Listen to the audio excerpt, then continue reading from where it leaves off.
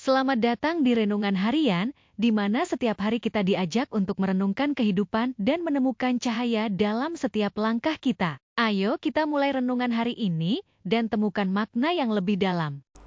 Renungan Harian Selasa 9 Juli, Pekan Biasa ke-14.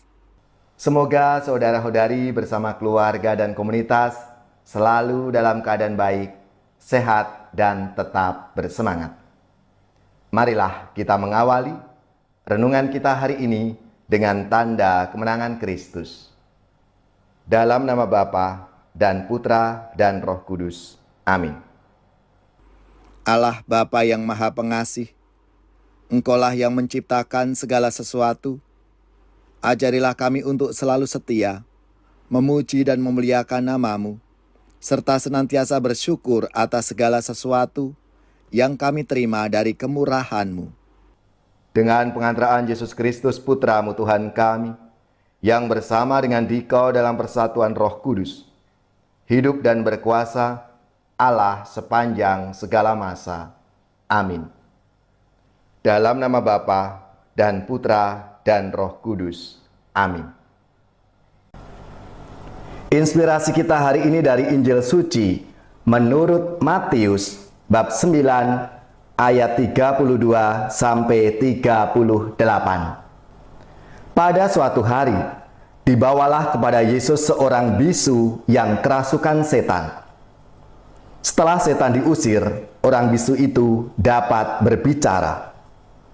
Maka heranlah orang banyak, katanya, hal semacam itu belum pernah dilihat orang di Israel. Tetapi orang Farisi berkata, dengan kuasa penghulu setan, ia mengusir setan. Demikianlah Yesus berkeliling ke semua kota dan desa. Ia mengajar dalam rumah-rumah ibadat dan mewartakan Injil Kerajaan Surga, serta melenyapkan segala penyakit dan kelemahan. Melihat orang banyak itu, tergeraklah hati Yesus oleh belas kasihan kepada mereka, karena mereka lelah dan terlantar seperti domba yang tidak bergembala. Maka kata Yesus kepada murid-muridnya, tuaian memang banyak, tetapi sedikitlah pekerjanya. Karena itu, mintalah kepada Tuhan yang empunya tuaian, supaya ia mengirimkan pekerja-pekerja untuk tuaian itu. Demikianlah sabda Tuhan, terpujilah Kristus.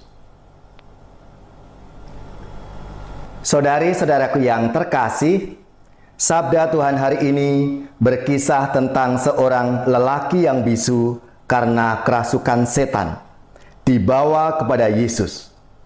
Yesus selalu mendekati orang itu dan mengusir setan daripadanya. Dan orang itu lalu bisa bicara secara normal. Ia pulih dari penyakitnya. Banyak orang yang menyaksikan peristiwa ajaib itu dan sangat terpesona karena belum pernah terjadi seperti itu di Israel. Tapi orang-orang Farisi yang menyaksikan keajaiban itu, mereka menghina dan meremehkan Yesus. Mereka menuduh Yesus itu mengusir setan dengan kuasa penghulu atau kuasa kepala setan. Meskipun Yesus diremehkan, dihina, ditentang, ditolak, tidak diterima, ia terus melaksanakan karya pelayanannya dengan pengajaran, dengan berkhotbah di rumah-rumah ibadat dan menyembuhkan penyakit-penyakit orang-orang yang mendengarkannya. Saudara-saudaraku yang terkasih, mungkin menjadi pertanyaan bagi kita, apa relevansinya atau kaitan sabda Tuhan hari ini untuk hidup kita masing-masing? Hari ini dan setiap hari, Yesus memanggil kita untuk pergi keluar dan peduli kepada orang-orang yang membutuhkan perhatian kita. Seperti yang dilakukan oleh Yesus dengan pengajaran-pengajarannya yang baik, Dan ketika ada yang sakit, ada yang menderita, disembuhkan oleh Yesus. Kita tahu, akibat pandemi yang kita alami, banyak orang kehilangan pekerjaan, kehilangan anggota keluarganya. Banyak yang sakit. Dan ada masyarakat yang menolak mereka juga. Selain menderita penyakit yang dideritanya, tapi juga penderitaan batin mereka karena ditolak dan tidak diterima oleh masyarakatnya. Yesus memanggil kita semua untuk menanggapi panggilannya itu. Kita menjadi saluran rahmat dan berkat dari Tuhan, supaya banyak orang mengalami kasih dan rahmat Tuhan itu.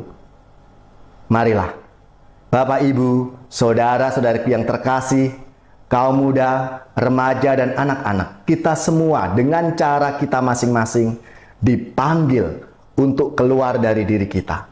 Kita peduli, kita memperhatikan saudara-saudari kita, mulai dari keluarga kita, mulai dari komunitas kita, lingkungan, masyarakat, dan akhirnya meluas. Kemanapun kita pergi, kita diutus untuk selalu membawa kabar sukacita, membawa rahmat, damai sejahtera yang diberikan oleh Tuhan kepada kita. Sehingga semakin banyak orang-orang yang menjadi saluran rahmat dan berkat dari Tuhan sendiri, lewat apa yang dilakukan, apa yang diajarkannya, dan tentunya apa yang mereka lakukan. Marilah Bapak, Ibu, saudara-saudariku yang terkasih, kita mohon rahmat Tuhan, supaya kita ini menjadi orang-orang yang bisa diandalkan, orang-orang yang tahu diri dan tahu bersyukur, dan semoga kita dapat menggunakan apa yang kita miliki ini untuk kebaikan banyak orang. Semoga saudari-saudara sekalian, keluarga-keluarga, komunitas kita, orang-orang yang kita doakan, mereka yang sakit, yang menderita, seluruh tugas, belajar, pekerjaan, usaha, serta karya pelayanan kita dibimbing, dilindungi, dan diberkati oleh Allah yang Maha Kuasa, Bapa dan Putra dan Roh Kudus. Amin.